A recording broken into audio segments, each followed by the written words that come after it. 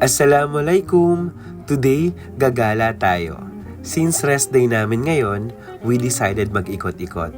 So ayun na nga, pumunta kami sa National Museum of the Philippines. Kasama ko nga pala ang mga kaibigan ko. So dito pa nga lang sa may ground floor, bubungad na sa atin ang mga gem tree. At lahat ng mga nakadisplay dito ay may mga information na pwede nating basahin. Sa may parehong ground, makikita din natin dito ang estatwa ni Dr. Jose Rizal. At marami pang statwa na pwede nating makita, gaya na lamang ng eagle na ito. At sa parehong floor pa rin, there is a lot of beautiful spot na pwede nating explore at ikutin. Nakakapagod nga lang kasi sobrang laki ng lugar, pero worth it kasi sobrang ganda nga dito. At dito nga sa may second floor, agad bubungad sa atin ang Marinduque sperm whale. At ayan na nga, sobrang laking sperm naman neto. As you can see, nakasabit ito sa may kisame.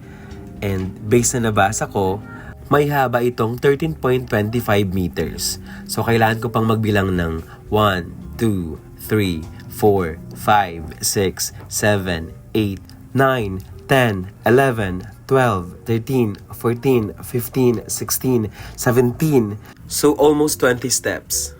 Sobrang gigantic, sobrang laki. At patuloy nga ang pag-ikot namin sa mga ibang rooms dito sa may second floor. And nakita nga namin dito ang isang buto ng dugong. We may not be able to see na actual na buhay na dugong, pero at least nakita namin ang skeleton neto. At dito nga din namin nakita sa may parehong floor ang pinakamalaking buhaya sa buong mundo nung nabubuhay pa ito.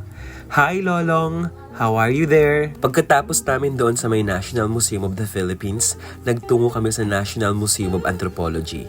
At bilang isang proud tausog, agad kong pinuntahan ang mga collection na galing sa probinsya ng Sulu.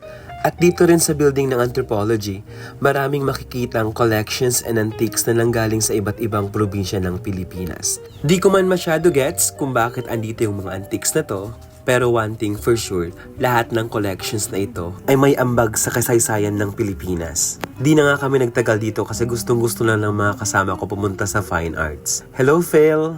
Hi Nicole! Hello Janina! At dito nga sa Fine Arts, makikita mo ang likha ng mga artist na sobra nga namang napakaganda. Wala akong masyadong alam sa mga paintings, pero hindi ko maiwasan titigan ng mga likha na ito. Maraming salamat sa panonood at hanggang sa susunod na video na aking i-upload. Salamat!